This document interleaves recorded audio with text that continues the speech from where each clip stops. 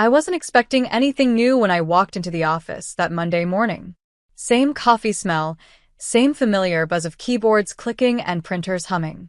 I'd worked at Carson and Lowe for nearly 8 years, long enough to know which coworkers were allergic to small talk and which ones lived for it, which elevator was always late, and which days the espresso machine decided to rebel. At 36, I had my life figured out. Or so I thought. I had the corner office, a title that sounded impressive at dinner parties, and a calendar so tightly packed it could barely fit in a breath, let alone something as inconvenient as romance. Love? That ship had sailed long ago, or so I told myself. I wasn't bitter. I was practical. I dated. I tried. But no one ever felt enough. No one ever made me forget to check my watch. And then she walked in.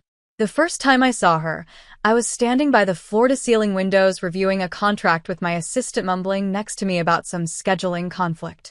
I wasn't listening. Not anymore. Because across the office, the elevator doors opened with their usual ding, and out stepped someone who didn't belong. At least, that was my first thought. She was younger, maybe late 20s, with a kind of presence that felt both quiet and electric. Like static right before a storm. Dark curls framed her face in soft, careless waves, and her suit wasn't quite regulation, tailored too closely, sleeves rolled just enough to break the rules without getting caught. Her eyes, though, God, they scanned the room like she already owned it. And when they landed on me, it was like being read. Not looked at, read. That's the new associate director, my assistant said, like it was just another Tuesday. Jenna Rivera. Transferred from the San Diego office. Supposed to be brilliant. Jenna. The name hit somewhere low in my stomach.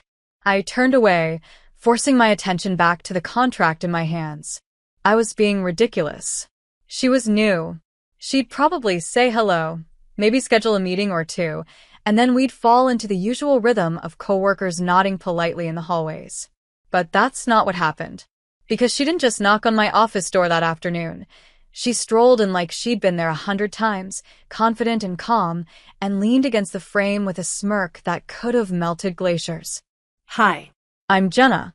Thought I'd come introduce myself before HR makes me sit through another 2-hour onboarding video. Her voice was smooth, warm. Too easy to like. I gestured to the chair across from me. Lauren Matthews. Creative Director. Welcome to the chaos. She smiled, stepped inside, and sat down. And just like that, my office felt different. Smaller. Warmer. Her presence was magnetic, but not in the loud, attention-grabbing way I was used to. She didn't try to charm me. She didn't need to. Her calm confidence did all the work. We talked for 15 minutes. That was all.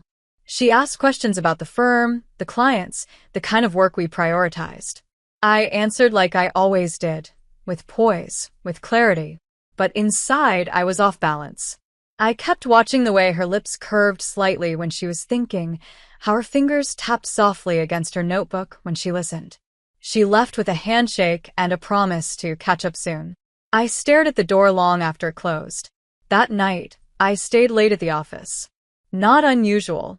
But I found myself wandering past her workspace before I left, pretending to double-check something with IT. Her desk was already neatly arranged, a few personal items set up, a photo of a dog, a small succulent, a coffee mug that read, "Don't talk to me until I've had 3." I smiled. I told myself it meant nothing, that I was just curious, that I was being professional. But 2 days later, when she walked into the strategy meeting wearing a deep green blouse that made her eyes impossible to ignore, I realized I was lying to myself. And things got worse when she challenged my idea in front of the whole team. Not rudely, not aggressively, just brilliantly. She saw a gap in the pitch I'd spent a week refining, and instead of dancing around it like most would, she stepped right in, offered a better angle, and backed it up with insight I hadn't even considered. I should have been annoyed. I should have felt threatened. But instead, I felt something twist inside me. Interest. Admiration. Heat. After the meeting, she caught up to me in the hallway. "I hope I didn't overstep," she said, her tone careful but unapologetic. I looked at her, really looked. And for the first time, I let the spark show in my voice. If you keep being that smart, you're going to make me obsolete. She grinned. Doubtful. But maybe I'll make you a little better. I didn't answer. I just walked away with my pulse hammering in my ears. Over the next week, we kept finding reasons to talk. Project briefs, team restructuring, client follow-ups. But each conversation veered just slightly off topic. A comment about a song playing in the background. A shared joke about our boss's obsession with branded pens. Glances that lingered just a second too long. And then came Thursday. Late night. Empty office. I was finishing up a client presentation when I heard footsteps. Jenna. Of course. She held up 2 takeout boxes. Thought you might not have eaten. I hesitated.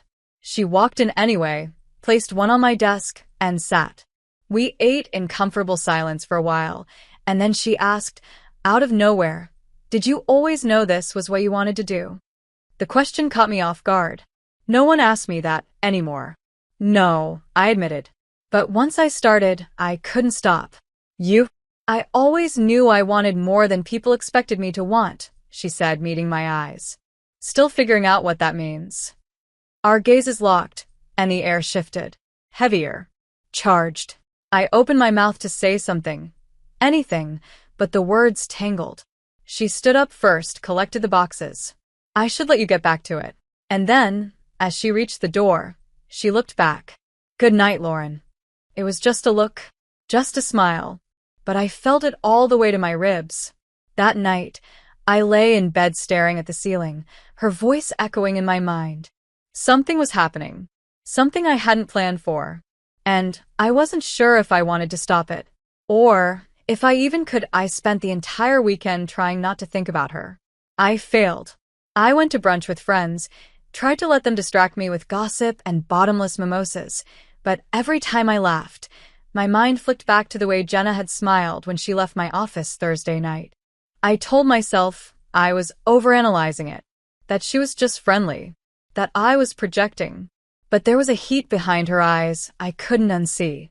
And there was something in me, something buried for so long, that had started to stir again. Monday morning hit with the weight of deadlines, meetings, and unread emails. I welcomed the chaos. It helped keep her out of my head until she walked past my office in a navy blue suit that made time hiccup. She didn't stop, just met my eyes through the glass wall and gave me the faintest, knowing smile. Like she remembered. Like she wanted me to remember too. I did. I remembered everything. That night. Her voice. That silence between us. Heavy with almost. Mid-morning, I found myself in the break room, hand wrapped around a coffee mug I wasn't drinking from, when her voice came from behind me. You always stare at coffee like it owes you something? I turned, pulse already betraying me. She was closer than I expected. Close enough to smell the citrusy hint of her perfume. It does owe me something, I said. Productivity. Sanity. She grinned. Then maybe it's time to switch to something stronger. Like what? Tequila shots in the conference room? She tilted her head. Tempting. But I was thinking tea. Something calming. You look tense. Her voice softened on the last word, and it landed lower than it should have. I looked away, pretending to refill the mug, even though it was already full.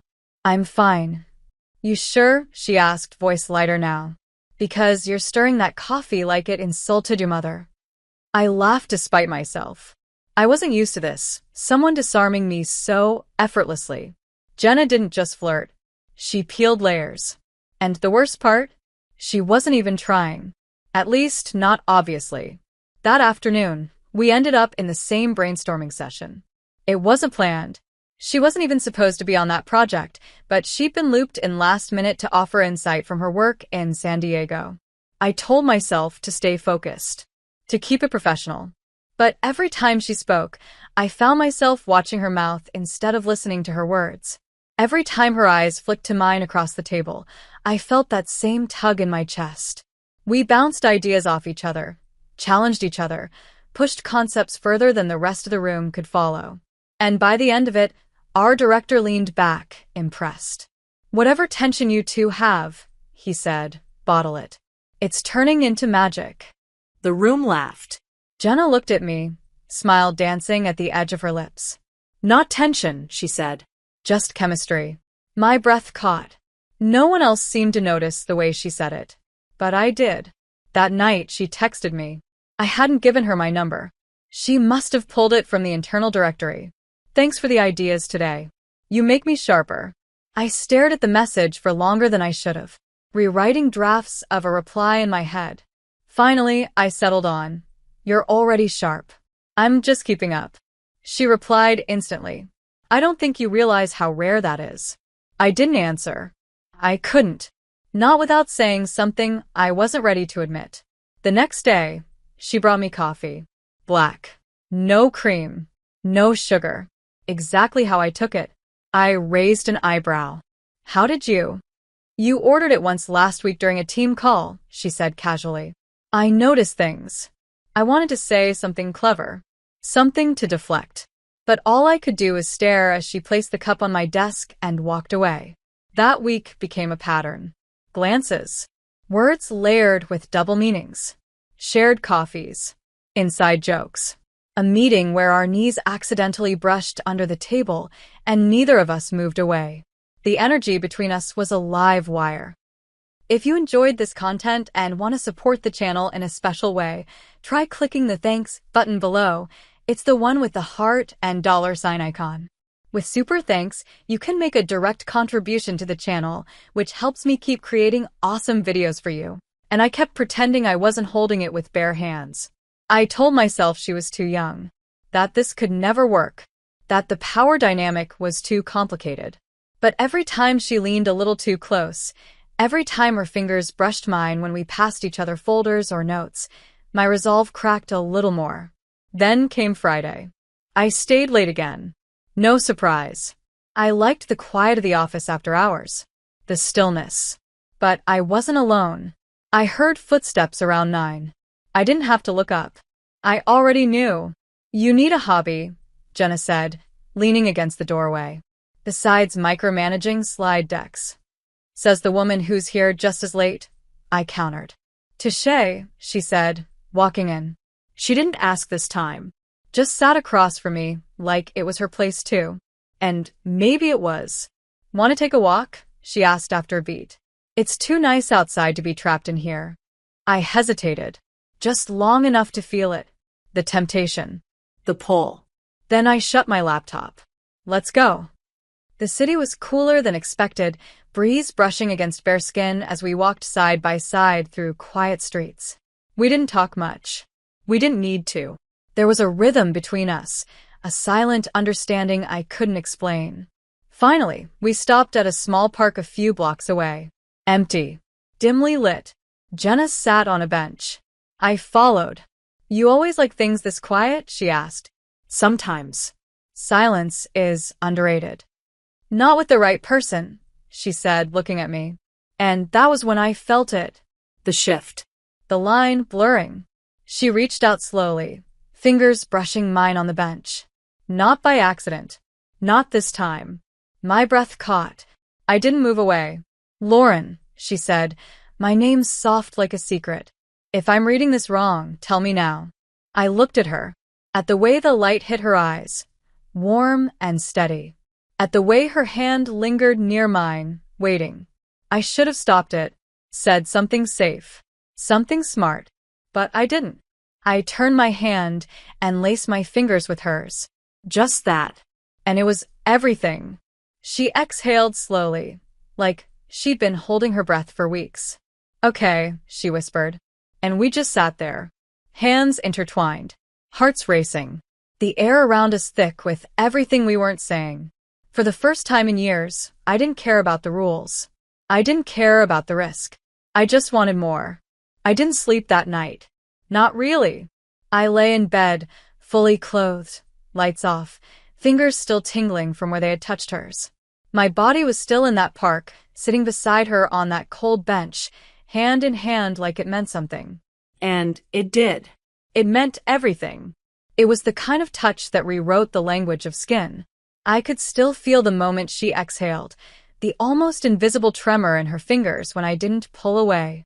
I kept replaying it, as if doing so would make it less terrifying. It didn't.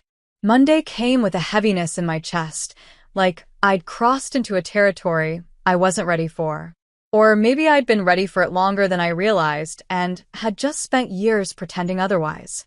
I walked into the office early, hoping to settle into routine, to bury myself in deadlines and deliverables. But the second I saw her across the hallway, everything unraveled again. She was talking to someone from HR, nodding politely, but when she saw me, her face changed, barely, but enough. A soft curve of her lips, a flicker in her gaze. Recognition. Memory. Electricity. I looked away first. I didn't know what to say. What to do. Nothing had been said aloud between us. Just the hand. Just the silence. Just everything. She didn't come by my office that morning. I told myself it was better that way. That distance would help. But by lunch, I felt like I was unraveling from the inside. I couldn't focus. I couldn't read a single email without seeing her name hidden in the text. I gave up and stepped out, walking 3 blocks down to a quiet cafe. I sat by the window, coffee in hand, heart racing for no reason I could justify. And then my phone buzzed. "You okay?" 3 words. From her. I stared at them like they had teeth. I didn't answer immediately. I didn't know how. 10 minutes later, another buzz. "I don't regret anything. Just thought you should know." My fingers tightened around the cup. I should have been the one to say that. I was the older one. The one in control. The one who had everything to lose. But she was the one braver than me. I finally typed, "Meet me in the West conference room at 5. Last one on the hall." She replied with a single word. "Okay." The rest of the day moved in slow motion. Meetings blurred. Names faded. My mind was already there at 5 o'clock, standing inside a glass-walled room with city lights bleeding in through the windows. I was there before her, of course. I always was. Control was my crutch. My illusion of safety. She walked in at 5:03, hair slightly windblown from the weather, coat draped over one arm. She shut the door behind her, but didn't speak. Neither did I. The silence wrapped around us like something alive. She walked toward me slowly, setting her coat on the table, watching me with eyes that knew too much. "You wanted to talk," she said. I nodded. I took a breath, but it didn't come easy. What's happening between us. I didn't plan for it. "Neither did I," she said, her voice low. "But I don't want to pretend it's not real." "It's complicated," I whispered. She stepped closer. "So, let's be complicated. Together." I closed my eyes for a second, trying to steel myself, but when I opened them, she was there, right in front of me. Close enough that I could smell her skin, something faint and warm, like vanilla and rain. "Lauren," she said softly, "I'm not asking you to promise anything. I'm just asking you not to run." Her hand reached up and brushed a strand of hair from my face. It was such a simple thing. Gentle, careful, but it broke something open in me. I grabbed her wrist softly, not to stop her, just to feel it, to ground myself. "I've spent years building this wall," I said. "I don't even know how to take it down." "Then let me help you," she whispered. And then, without waiting, she leaned in and kissed me. It was slow, intentional. Her lips touched mine like a question, and when I answered, when I kissed her back, it turned into something deeper. Her hands slid to my waist, mine tangled in her hair, and for a moment, I forgot the world outside that room even existed. There was only her, the taste of her, the way she melted into me, with such need it made my knees go weak. I pulled away first. Barely. My forehead pressed against hers. We were both breathing hard. "We shouldn't," I began. She smiled against my mouth. "You already did. This could cost us," I said, eyes still closed. "Then let's be careful. Quiet. I don't care what the world thinks. I only care what you feel when I touch you like this." Her hand slid along my jaw, fingers soft but insistent. My body answered before my mouth could. I kissed her again. This time with all the hunger I'd been trying to suppress. The kind of kiss that left no room for doubt. When we finally parted, I could barely look at her. Not because I regretted it, but because I wanted more. We need rules, I said breathlessly. She laughed.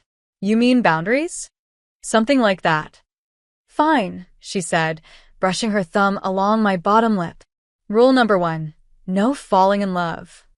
I raised an eyebrow. Too dangerous? Too predictable, she teased. I stepped back, slowly straightening my blouse, forcing my heart to calm. You should go, before someone sees. And if I don't want to, then I'll be the responsible one. For both of us? For now. She nodded, picking up her coat. Before leaving, she paused in the doorway. Just so you know, I'm terrible at following rules. Then she was gone, and I was left standing in the silence, heart racing, mouth still tingling from her kiss, and fully aware that my life had just changed. I didn't sleep that night either, because for the first time in years, I didn't feel alone. I felt undone, awakened, and terrified of how much more I wanted. The following week was a carefully orchestrated performance. Every glance had to be timed. Every smile had to be casual. Every interaction in the office had to be scrubbed clean of the truth we now carried between us like contraband. And still, I couldn't stop watching her. I found myself anticipating her footsteps in the hallway, the sound of her voice in meetings, the scent of her perfume when she passed too close. It was torture of the most exquisite kind. We kept our distance in public. Or at least, we tried. But behind closed doors, in quiet corners and empty conference rooms, we were fire and desperation. Our stolen moments were never long enough. A kiss in the elevator just before the doors opened. Her hand brushing against mine under the table during a late-night meeting. My breath hitching every time she said my name like it meant more. Because it did. One night, I found her waiting in the back stairwell. The one no one used after 7 p.m. The second I saw her, the facade I'd worn all day cracked wide open. I didn't speak. I didn't have to. She pulled me against her with the kind of urgency that made the walls feel too tight. Her mouth was on mine, her hands in my hair, my blouse, my skin. The cold concrete stairs against my back contrasted sharply with the heat between us. We didn't say a word the whole time. Just breath, touches, the sound of zippers and sighs and whispered moans barely contained. When we parted, flushed and breathless, I saw something in her eyes that scared me more than any risk we were taking. Want. Real, deep, soul-shaking want. And it mirrored mine. After that night, everything became more dangerous. She started leaving notes on my desk, short and coded. Nice work in the meeting today. Also, you smell like heaven. Or, if I brush against you again during strategy review, it's entirely your fault. I kept every one. I told myself it was reckless. That I was older, more experienced, and should know better. But knowing better didn't stop my hands from trembling when she walked into a room. It didn't stop the flutter in my chest when our eyes met across the floor. It didn't stop the dreams. God, the dreams. One afternoon, we were in a client pitch together, our biggest account yet. I was supposed to be sharp, focused, in control. And I was, until Jenna leaned slightly forward to adjust the screen, and her hand brushed my thigh under the table. The contact was light, barely there, but intentional. I nearly forgot my next sentence. She didn't look at me, didn't react, just sat back, calm and composed, while my pulse went into overdrive.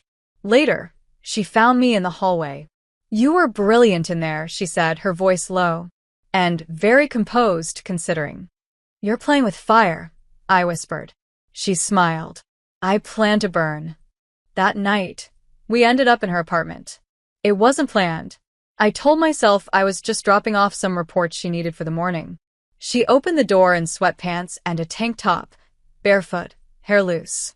My willpower lasted maybe 30 seconds. She took the reports from my hands and dropped them on the table without looking. Then she reached for me, and I let her. I let her pull me in, let her lips find mine, let her body press against mine until we weren't separate anymore. It was slower this time, more deliberate. She touched me like she was learning me, mapping my reactions, memorizing my sounds. We didn't rush. We didn't need to. Every kiss was a conversation. Every sigh was a sentence. And when I finally fell asleep tangled in her sheets, her arm around my waist, her breath warm against the back of my neck, I realized I'd crossed another line entirely. This wasn't just desire anymore. It was something deeper. Something terrifying.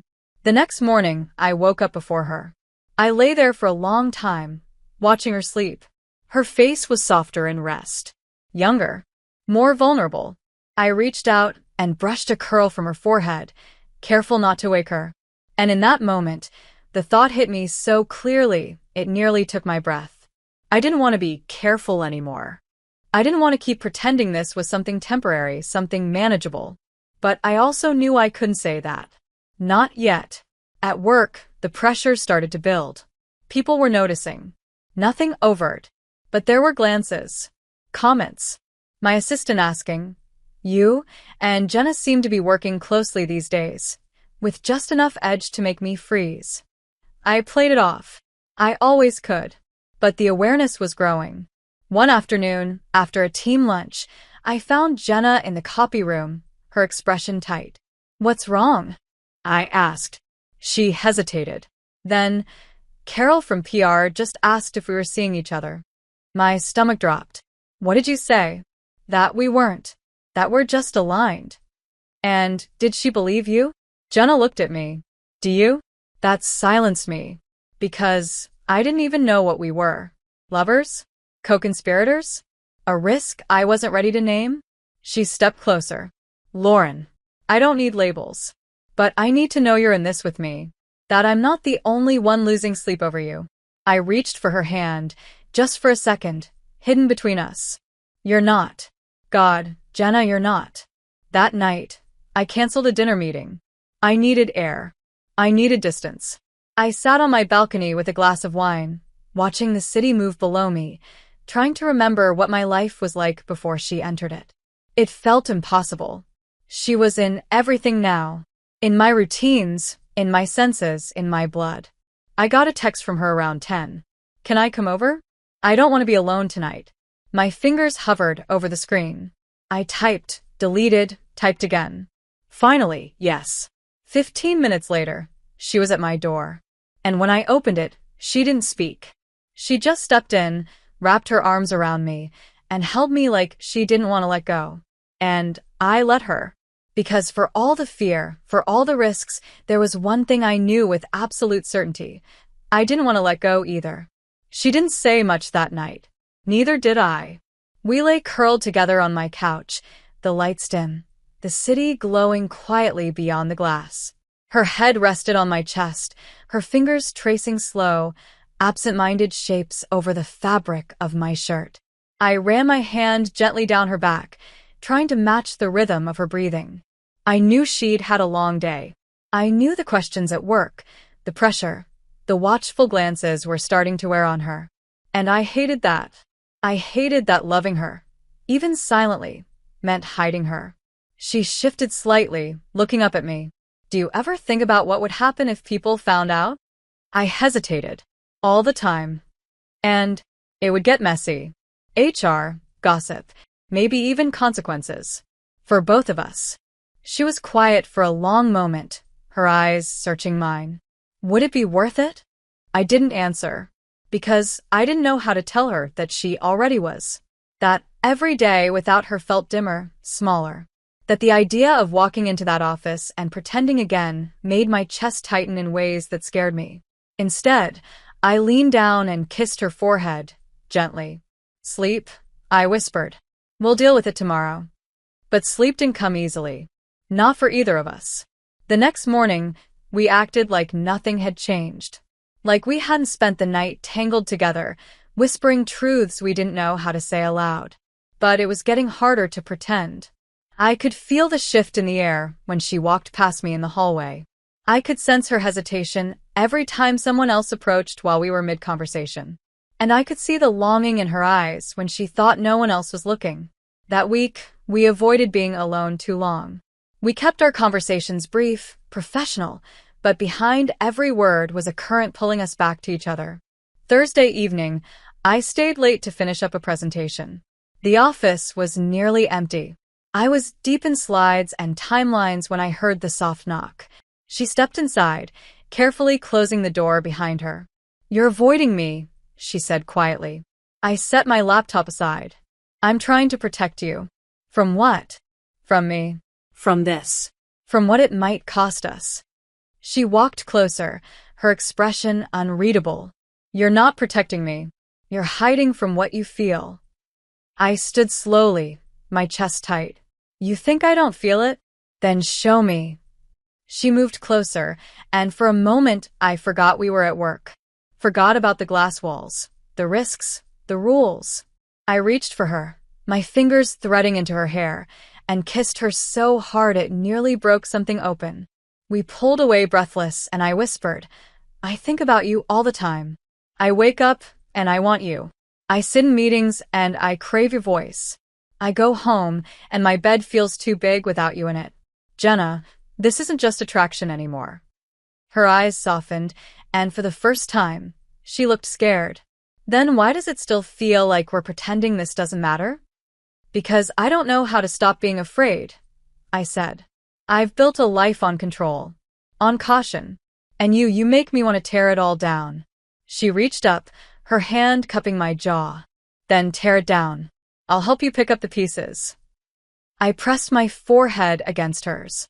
"I don't want to lose you." "Then stop pushing me away." That night, we left the building separately, as always. But we ended up at the same place, my apartment. She was quiet at first, walking through the door with that guarded look she wore when her heart was full and her mouth didn't know how to keep up. I took her hand, gently, and pulled her close. "Come here." We didn't speak for a while. We just kissed. Slowly, thoroughly. I lifted her shirt over her head and pressed her back into the pillows, memorizing every curve, every sound, every breath. She was soft beneath me but strong. She held me like she was afraid I'd disappear, and I touched her like I was trying to make a promise without words. Later, we lay in bed, legs tangled, fingers brushing between the sheets. She traced the lines of my collarbone with her fingertips. "I hate hiding," she said. "I know. I want to be able to touch you at work. Look at you. Sit next to you in meetings without pretending you're not everything I want." I exhaled slowly. "We'll find a way. Just a little longer." "I don't want a little longer," she whispered. "I want forever." My heart stuttered. The words hit deep, echoing in the quiet space between us. I didn't say anything right away. I didn't trust my voice not to break. But I knew then. Knew it with a certainty that scared me. I loved her, and it wasn't going away. The next day, everything changed. A coworker, Marissa from the data team, pulled me aside. Her tone was light, but her eyes weren't. "I'm not trying to stir anything, but people are starting to talk. You and Jenna? It's becoming noticeable." I kept my face neutral. "We work closely. That's all." She shrugged. "Just be careful. Office politics can get ugly." My stomach twisted all afternoon. When I finally told Jenna, she didn't look surprised. "So what now?" she asked. "Do we hide harder? Or do we stop?" "Neither," I said, my voice firmer than I expected. "We find a way through this. Together." She smiled, just barely, but I could see the flicker of hope in her eyes.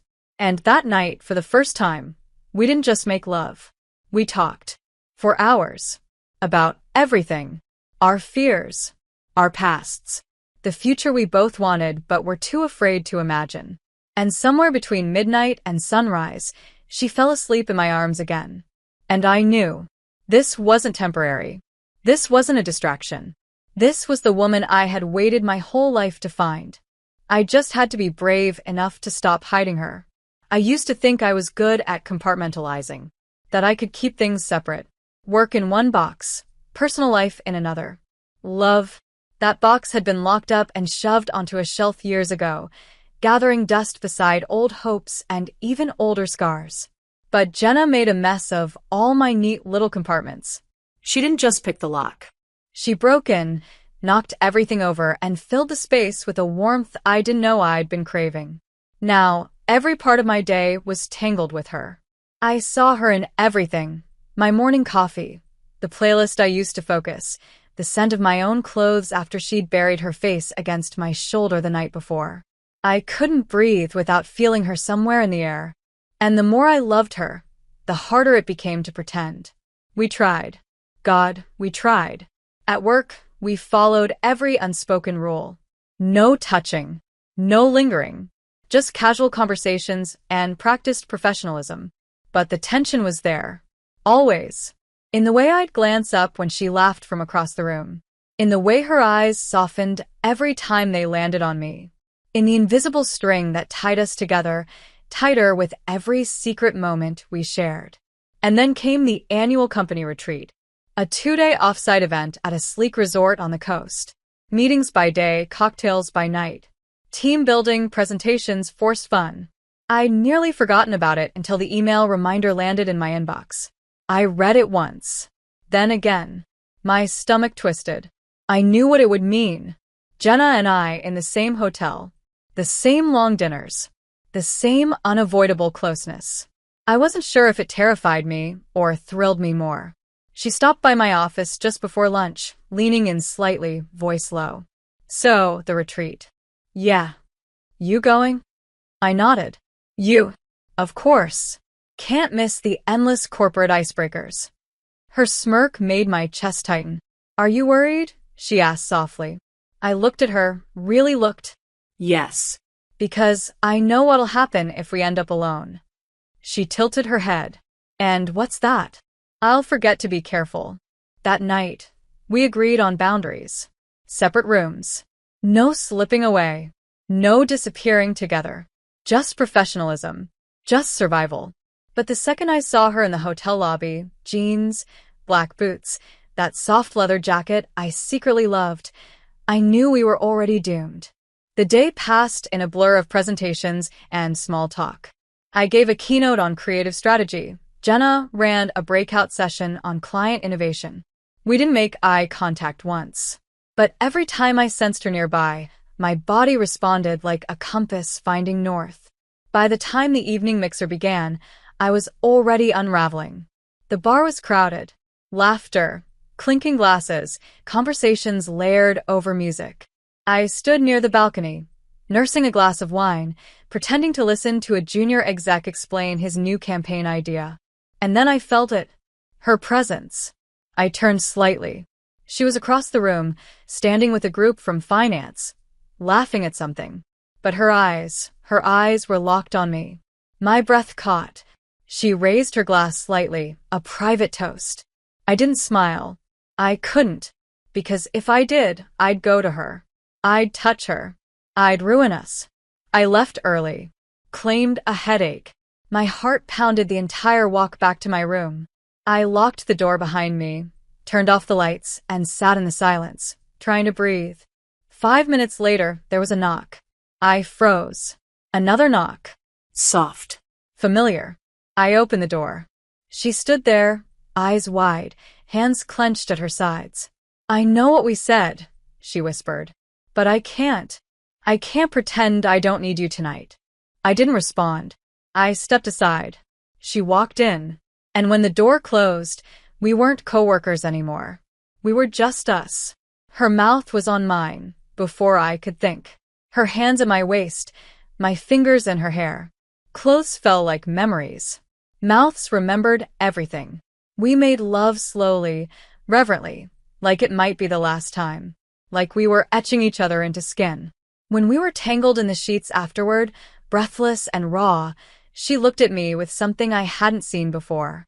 Fear. Lauren, she said, voice trembling. What are we doing? Falling, I said. Dangerously fast. What if it ends badly? Then it ends. But not without me loving you first. She blinked, lips parting slightly. You love me? Yes, I said. God, yes. She buried her face in my neck, and I felt her exhale against my skin like she'd been holding that breath for weeks. I love you too, she whispered. So much it terrifies me. We didn't sleep much that night. Morning came too soon, and we dressed in silence, not because of regret, but because we knew what waited outside the door. We exited at different times, kept our distance, but something had changed. The weight of what we felt was too big to hide behind clipped conversations and corporate smiles. And it showed. People noticed. The glances became longer. The whispers quieter, but more frequent. By the time we returned to the office, I could feel the tension crawling along my skin. It didn't take long. That Friday, my supervisor called me into his office. He was polite, measured, but his tone was firm. "There are rumors, Lauren, about you and Jenna Rivera." I kept my voice even. "Rumors are just that. We have a responsibility to the integrity of the workplace. And we've done nothing to compromise that integrity." "Be careful," he said. "That's all I'm saying." But the message was clear. Eyes were on us now. I told Jenna that night. We sat in my car, parked in a quiet corner of a neighborhood far from work. She stared out the window for a long time. "So what now?" "We stay careful. Stay quiet. Just a little longer." "Lauren, I know. I don't want to be your secret anymore." The words landed heavy. I reached for her hand. "You're not a secret. You're the most real thing I've ever had." "Then prove it," she whispered. "When the time comes, choose me." I looked at her and knew, deep in my bones, that I would. No matter the cost. Because at 36, I'd built a career, a name, a reputation. But none of it meant anything if I lost her. Not now. Not after finding the one thing I never thought I'd have. Something real. Something terrifying. Something that felt a lot like forever. The walls were closing in. That's what it felt like. Every day tighter. Every glance heavier. Every silence louder. I had thought we could keep this quiet. That if we were smart, careful, we could live in the stolen hours and hidden touches and no one would know. But the world notices when something is real. Especially when it burns. Jenna and I had grown bolder without realizing it. Not in our actions. Those were still contained behind closed doors, in parking garages, stairwells, and late-night texts that burned through the screen. But in our eyes, in our body language, in the way we looked at each other like we belonged. Love leaves marks, even when it hides. One Monday morning, I stepped off the elevator to find Jenna already in the office, laughing softly with a junior designer over coffee. She glanced up and smiled when she saw me, small, discreet, but not invisible. And that smile undid me in the worst way. I forced my own smile in return and walked past without slowing, my pulse already racing. Minutes later, I was in my office, door closed, trying to breathe. Then came the knock. She stepped inside quickly, closing it behind her. "Hey," she said, her voice low, careful. "Are you okay?" I looked up at her, took in the concern on her face, the way her arms were folded tightly across her chest like she was holding herself together. "No," I said. "Because I hate this." "I do too. We're lying every day, pretending you don't mean everything to me." She walked slowly across the room, stopping just in front of my desk.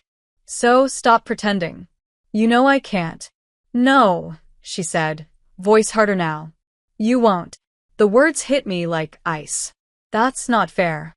"Isn't it?" she asked, stepping back.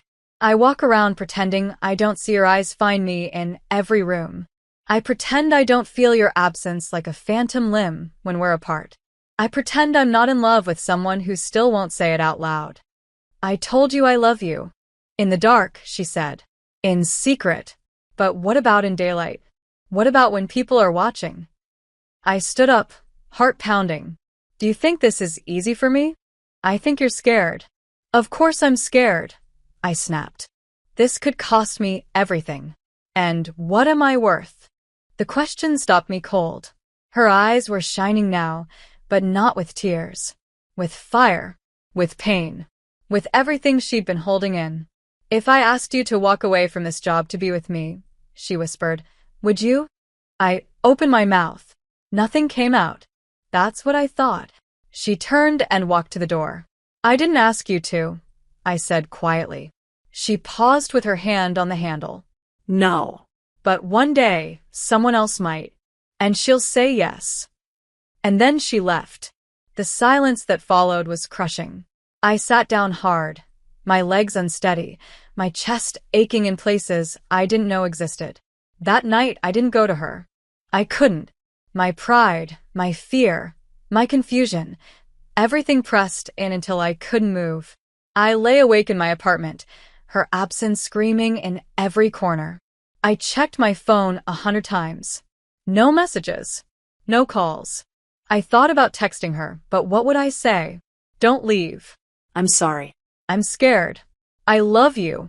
But love without action is just a word. And I had nothing but words. Days passed. Painfully slow. Jenna kept her distance. She was polite, professional, flawless. And cold. The warmth in her eyes, the private smiles, the little touches, they were gone. Erased. It was like she'd built her own walls overnight. I watched her and ached. I wanted to run to her, hold her, beg her to let me fix it. But I didn't. I just broke, quietly, where no one could see. Then came the day that shattered everything.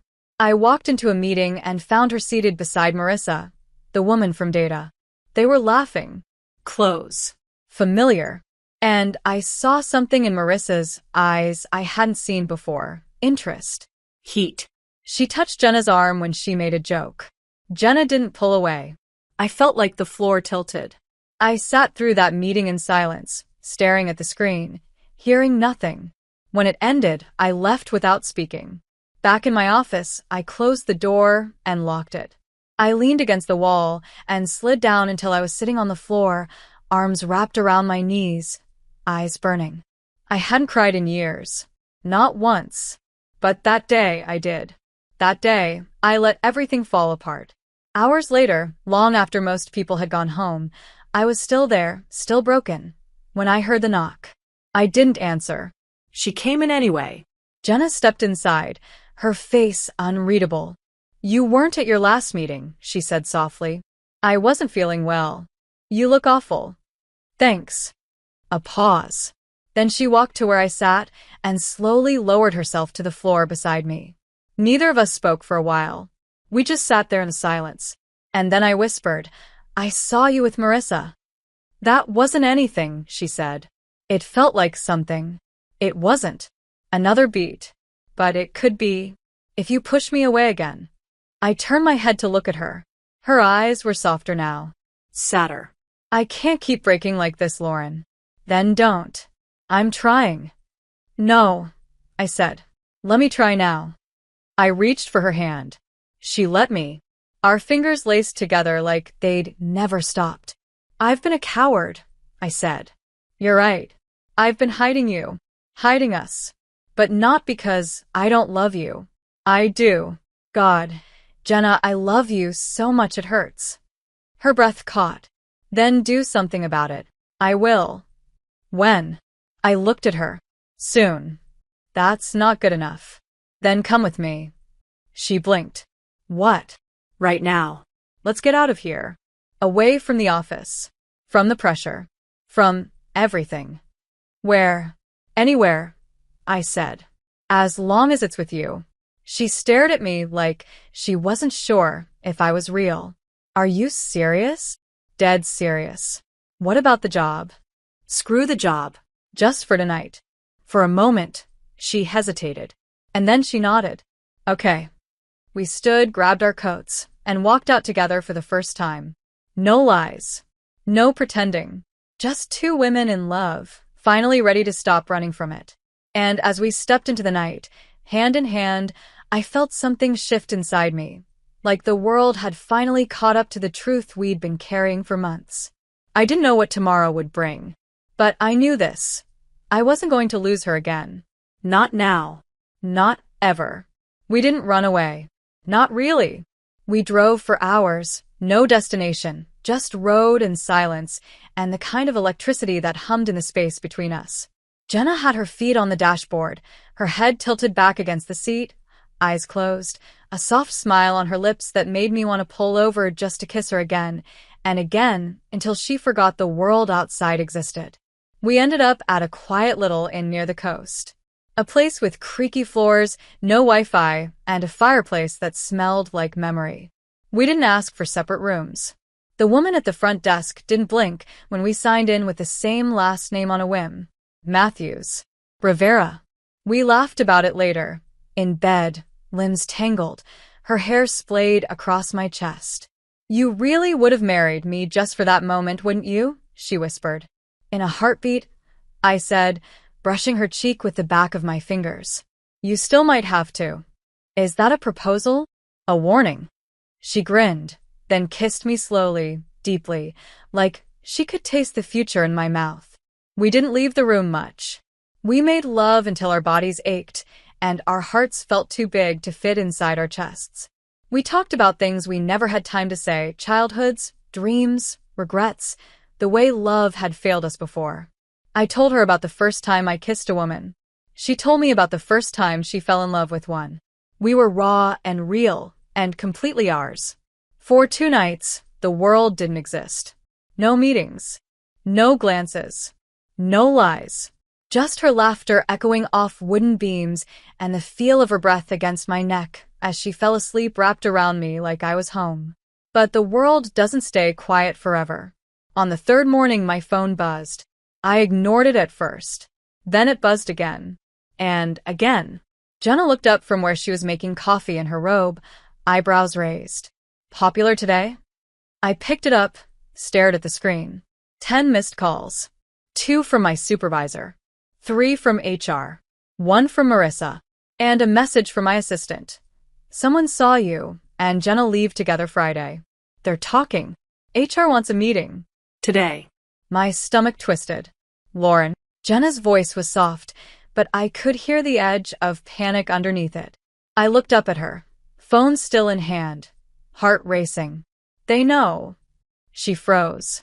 The silence between us wasn't peaceful this time. It was sharp. Dense. Heavy. "What happens now?" she asked. "I don't know." But I did. We got dressed in silence. Packed quickly. The ride back was quiet, but not angry. Just bracing. Like standing on the edge of a storm and knowing the sky was about to open. Back at the office, everything felt different. Colder. Tighter.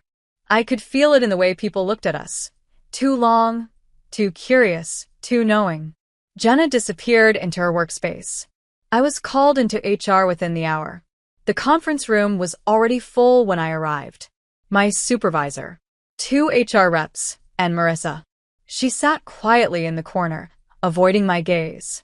"Lauren," one of the reps began, "we've had reports of an inappropriate relationship with an employee under your management." I sat down, spine straight, heart pounding. "I see. Do you deny it?" "Define inappropriate," I said calmly. One of them blinked. The other leaned forward. "You understand the seriousness of this." "I do." So a pause. "Are you in a romantic relationship with Jenna Rivera?" I exhaled. And then, for the first time, I didn't lie. "Yes." The silence that followed was immediate and thick. "Then we'll need to investigate further," my supervisor said, his tone tight. "Until then, you're on administrative leave." Understood. I stood.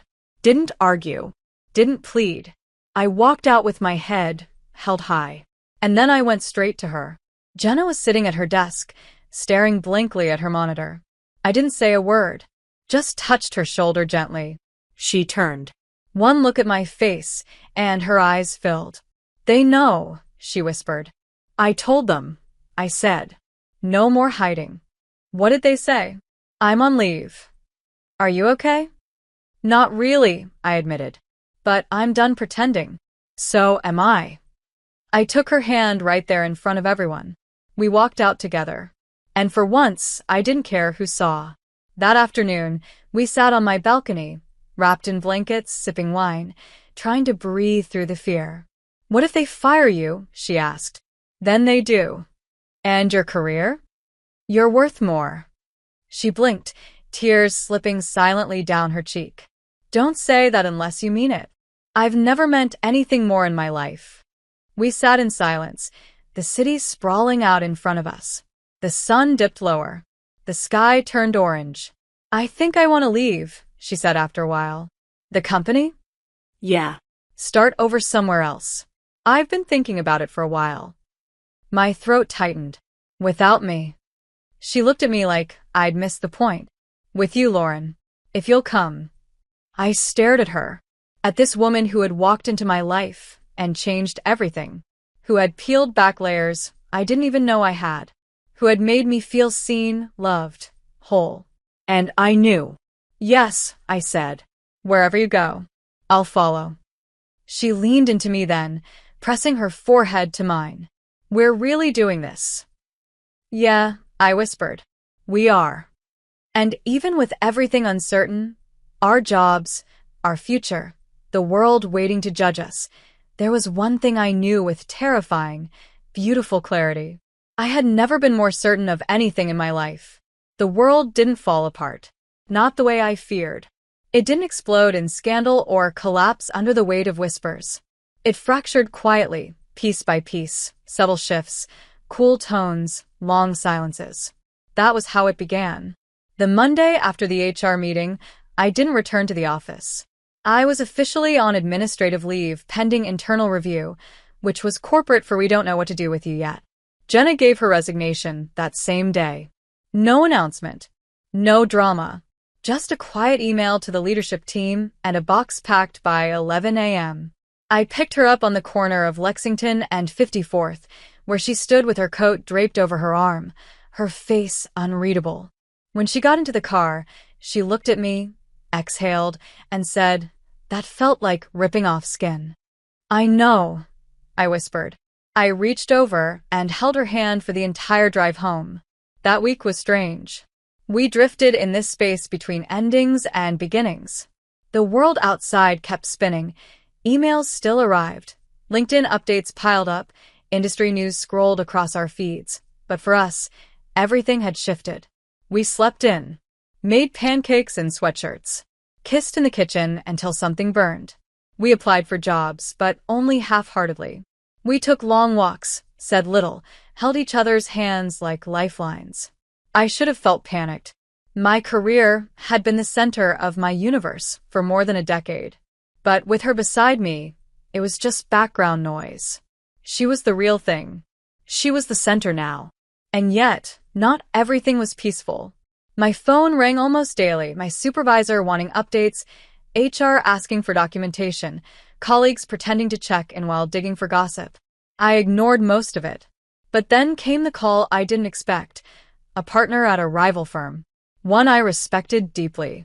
"We heard what happened," she said. "And I don't give a damn who you're sleeping with. I care about talent. And you're one of the best. You're offering me a job?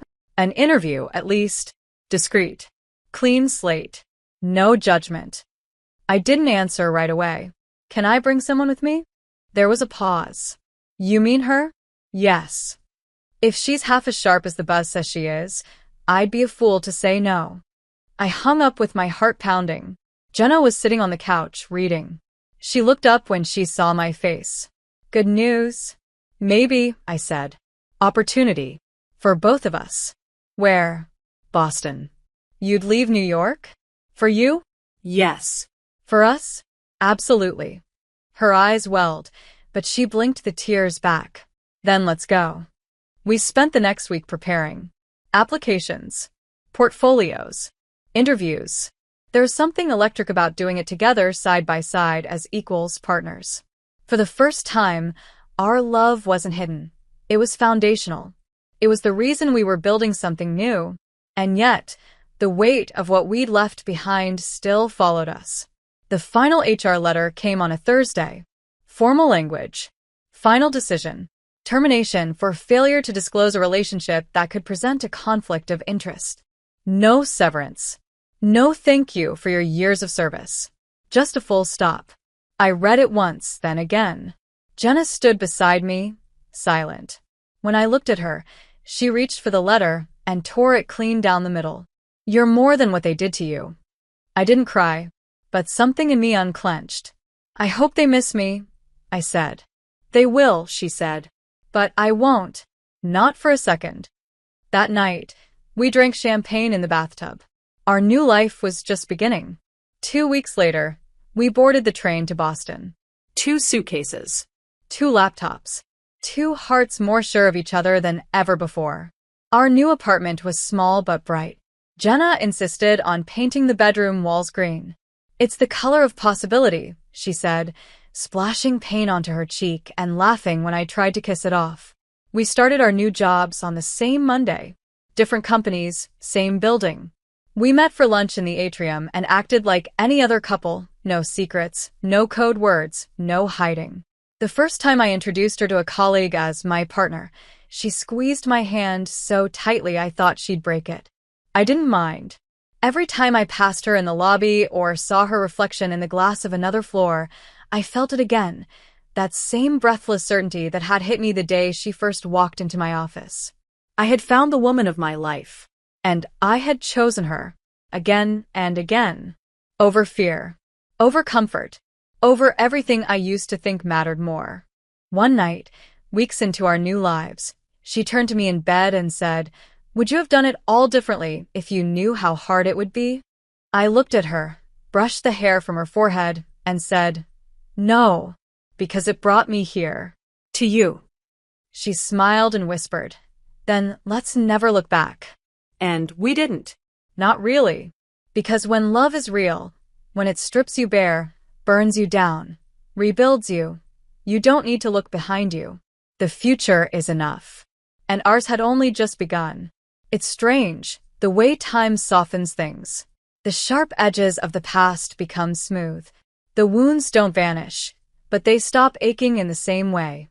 What stays, what refuses to dull, is the feeling, that bright, wild ache of knowing you chose something real, that you didn't run from it, that you let it change you. 2 years passed. Just like that. Boston became ours. A new apartment, slightly bigger than the last. A sun-filled kitchen with a crooked drawer we never bothered to fix. Sunday mornings with bare feet on cold tile and Jenna's humming filling the space before coffee brewed. We built a life not out of routine, but of intention. We kissed goodbye every morning, even when late. We held hands on walks, even when no one was watching. We fought, of course we did, about groceries, dishes, career moves. But we always circled back to the same thing. This is worth it. We are worth it. Jenna thrived at her new firm. She rose fast, her name now whispered with respect in rooms that once underestimated her. And I found something unexpected, a new kind of power in starting over. I no longer worked to prove anything. I worked because I wanted to build things that mattered. And people noticed. And still, through everything, we stayed side by side. Not just surviving, growing, becoming. One night, after dinner, we sat on the balcony of our apartment. It was early autumn. The air was crisp, and the wine was warm in our hands. Jenna curled beside me under a blanket, her head on my shoulder, our legs tangled like they always ended up. "Do you remember the first time I came into your office?" she asked. I smiled. "You leaned on the doorframe like you owned the place." I did not. "You absolutely did." She laughed softly. I was terrified. "You didn't show it." "You did," she said, grinning. "You barely looked at me." I couldn't. I was already falling. Her fingers slid into mine, slow and sure. I think I knew then. I didn't want to, but I did. I turned to look at her. She was watching me the way she always did when the world fell away, like I was the only thing she could see. "I want to ask you something," she said. "Anything." She shifted, reached into her sweater pocket, and pulled out a small velvet box. My heart stopped. My breath caught in my throat. She opened it. Inside was a ring, simple, elegant, golden light catching on the delicate band. "You've loved me through my chaos," she said softly. "Through distance and doubt, through risk and fear. You've held me in every version of myself. I never knew forever could feel this calm, this certain. But it does. With you. So, Lauren Matthews, will you marry me?" I stared at her, everything in me unraveling and coming together all at once. I didn't cry. Not yet. But something in my chest cracked wide open. "Yes," I said, my voice trembling. "God, yes." She slid the ring onto my finger, and it fit like it had always been meant to live there. We kissed, slow and deep, the kind of kiss that seals something sacred. And in that moment, everything else faded. The years we'd lost to fear. The job. The silence. The long nights wondering if love could survive being hidden. None of it mattered. Because this, us, had survived. Not just survived. Grown. Blossomed. Proven itself stronger than anything we thought could break it. The wedding came 6 months later. Small, intimate. A rooftop ceremony at sunset. Just our closest friends. No frills. No grand speeches. Just love. Jenna wore a deep ivory suit. I wore a silk dress that caught the wind just enough to feel like magic. We wrote our vows by hand. Mine ended with this. At 36, I found the woman of my life. Not at a bar. Not through fate. But at work, in a building full of rules and expectations. And I broke every one of them for you. I'd do it again 1,000 times. Because you are the risk that made everything worth it. You are my beginning. My middle. My always. She cried. So did I. We danced barefoot. We toasted with champagne and laughter. We kissed like we were still in that conference room, breathless and terrified and so alive. And after all the goodbyes, we lay together in a bed covered in white sheets and promises, and I looked at her and whispered, "You changed my life." "No," she said, brushing her thumb along my jaw. "We changed each other's." And that was true. We weren't the same women we had been that first day. We were better, braver, more open. We had turned every moment of risk into something beautiful. And in the quiet dark, I knew this was the ending I never thought I'd get. Not just a happy one. A real one. The kind that doesn't need noise or perfection. Just love. Just truth. Just us. Thank you so much for your support, whether it's by liking, commenting, sharing, or sending your super thanks. You make all the difference here on the channel. See you in the next video.